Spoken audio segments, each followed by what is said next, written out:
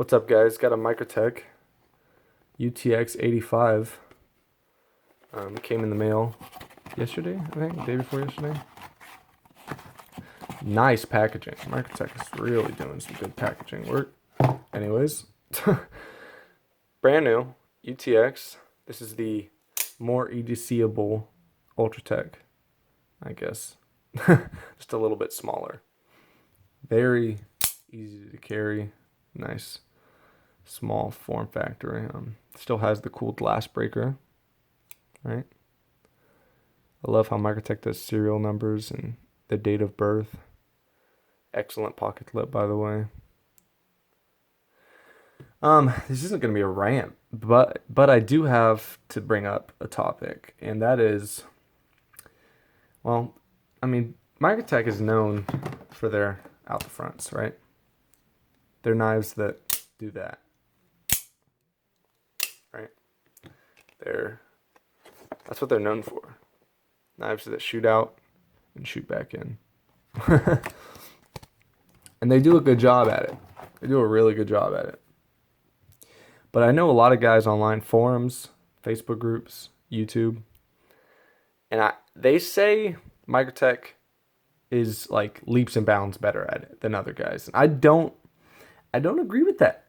I'm like, I don't see it, right? Like I have a lot of knives. I have a huge plethora of high quality knives. And I just want to show you.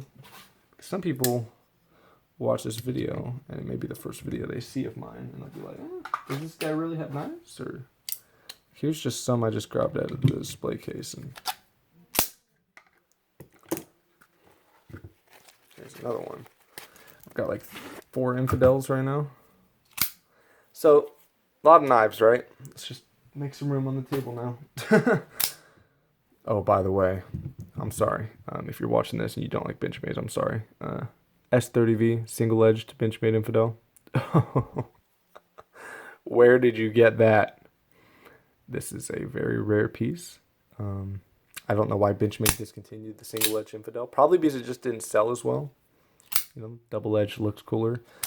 But it's S30V, which is a better steel. Right? It's a better steel than the D2 that they're putting on the infidel nowadays. So I don't know why they went to D2 from S30V. And honestly, it should be M390 or something better when you're paying $400.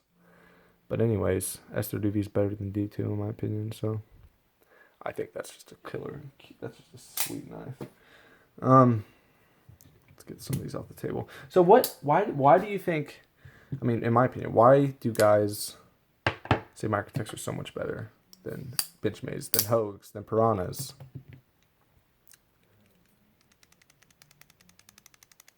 I don't know. You guys hear that? Even when it's closed? Right? To me, when it comes to a knife that's aluminum handled, right? What's the difference between this Microtech and this Benchmade, right?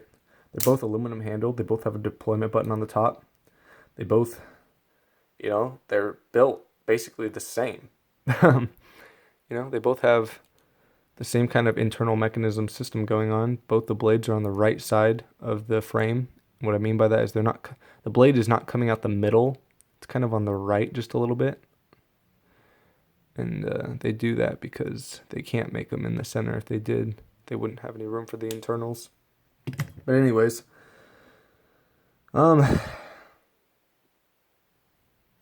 custom pivot hardware. Maybe that's what the quality is that guys see. They say, oh, custom pivot hardware. That's no, bitch.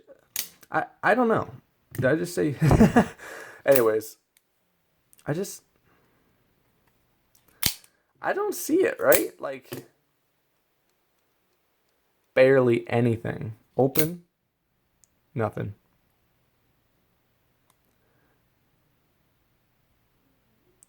Blade play, nothing. I don't see it. I don't know. Maybe I'm crazy. Maybe I just don't get it. I just wanted to show you a few of my expensive knives just to show you that, like, I know quality, and I'm not saying Microtechs are bad. They're excellent. But when guys online, if you post, if I post this picture online on Facebook, I post this photo right here of these two, and I say which one's better on a Facebook group, like a Knife Traders or something. I guarantee you 90% of the dudes that comment will say Microtech every time. I really dig Microtechs push button autos, just the regular automatics, not the OTFs. I think honestly there could be an argument to be made that they do this better than most companies. Yeah, I mean, did I show the Halo 5 on camera? I have a Halo 5 and this LUDT, and it's, to me, it's, you know, it's perfect. They make these absolute, I mean, every time I've had one of these in hand, they're just amazing, right? But when it comes to their OTFs, they're always very stiff, very hard to deploy. This is a UTX, which I've heard was designed to be a little bit easier to deploy. I don't know if that was just because the smaller size would be easier for women to carry or something, but whatever the case, it's still much stiffer than an Infidel. I'll tell you that much. My ex-girlfriend had a Ultratech, and we couldn't even deploy it. We couldn't even, I mean, it was so stiff. It was a beautiful knife too, but we just couldn't even open it and close it. Custom pivot hardware looks really awesome until you can't tighten it. It's the problem I'm having with this Brian Ty Custom. I messaged him because these screws are coming loose, and he just said, I mean, he's probably a nice guy, I don't know, but he said cut a Phillips head down the middle and see if that'll, you know, that'll work if you do that. But I don't know how to cut that tiny of a Phillips down the middle. And it's a beautiful knife, though. I'll have to do a video on this. Same with this guy, actually. This custom hardware up here. I need to loosen that a little bit. It's a little bit tight. I don't have the tool for that. So for me personally, I mean, honestly, it just makes everything worse. Custom pivot hardware. I think I have the tool for the Microtechs though, but I don't know where it is. I'm just thinking with custom pivot hardware, you know, like with this Brian Ty Custom, I'm gonna order some Torx screws online because they work, right? Torx screws, you know, everyone's got a Torx somewhere. Not everybody has these, you know, if these start coming loose on you. But they do look cool. It looks cool to have custom hardware. That's awesome.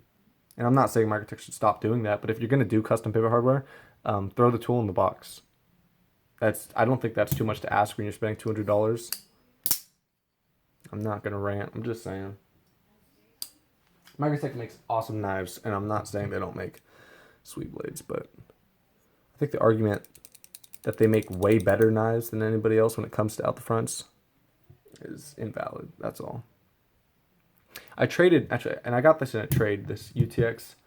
I got it in a trade for trading a Benchmade Anthem, and I got a new NPR and this UTX. So I already had an NPR.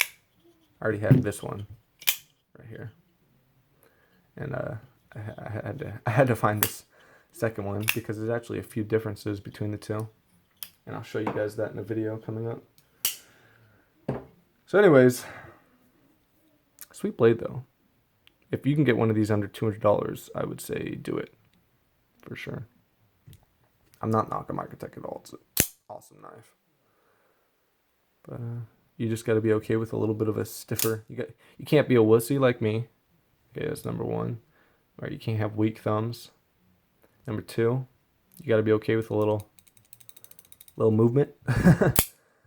And number three, you got to have some cha-ching in your wallet because Microtech just raised all their prices from what I was seeing. Ultratech, I think the Ultratech used to run $200. Now it's running $350. It was like, yeah, Ultratech used to be $250. Now they're running $350. That's what I saw on Blade HQ. So I could be wrong, but you guys may want to go check that out. And I don't want to hear that. anymore that I could. Oh, Microtech is so much better than anybody else. They're both aluminum bodies, right? All these OTFs. Picture if this is a Hogue, if this is a Piranha OTF, it doesn't matter. Um, they're aluminum bodied knives, right? And if we're talking about the smaller things, what makes one more expensive than the other? You got to look at the finer details. And to me, when you have movement in the actuation button, right? No movement at all. Screws that I can actually tighten down, right? Much easier to deploy. That's my left hand. Just as fast as well. I don't know. You guys comment what you think. Am I not seeing it? Are Microtechs just way better than Benchmades and Hogues and everybody else? I don't know. Because I could just be wrong and I just don't get it. I don't know quality when I see it. That could be true. I don't know. Because everybody else seems to disagree with me. Anyways, I sold the UTX. I'm shipping it out tomorrow morning, and I also sold this Infidel because I already have 3 others. So I sold the UTX for $165, and I sold the Infidel for $220. So somebody robbed me, basically, is what I'm saying. I don't know why Benchmade made these in D2 steel. These Infidels, they still do. I don't know why they don't upgrade the steel. Because that's why when I found this guy, brand new. Oh my goodness. S30V. Booyah. I love switchblades. They're just sick. Anyways, I don't really have anything else to talk about. Honestly. I've been getting a lot of knives, and I sell them or I trade them. Like I traded a Benchmade Anthem, which is a awesome piece. It's $425, and I should have done a video on it, but I didn't. But now that I have this for a couple days before I sell it, tomorrow morning I'm shipping it out. So I thought I'd do a quick little video on it because I love making knife videos, and the 5 people that watch them like them too. Thank you guys. And if you've watched this long of the video, I love you. Anyways, tell me what you think. Really. Because maybe the argument could be made that they do make better knives. I just don't see it. I don't get it.